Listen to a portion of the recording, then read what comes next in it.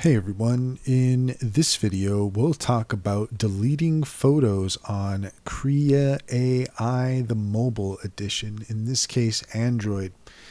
And here we have Krea open in Chrome, and if you come here to the top left hand corner you'll see the three lines, and if you hit that, then you'll see a list here, and what you're looking for is at the bottom, assets.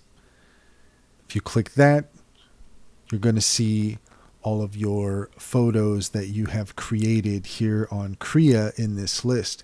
However, having searched through here, and in the three little dots up here at top, in the different spots around here, if you actually open up the image and you long press on it, if you go up to the three little dots up at the top, there doesn't appear to be any way to delete photos from Krea on Android, the mobile version through Chrome.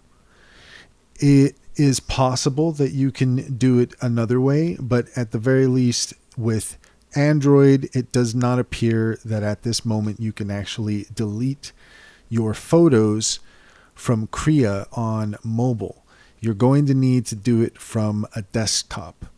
So if you go to the Krea.ai website and find your assets there, you should be able to delete them from the main website. And that's all there is to it. If you found this video helpful, please leave a comment and like and subscribe for more helpful tips.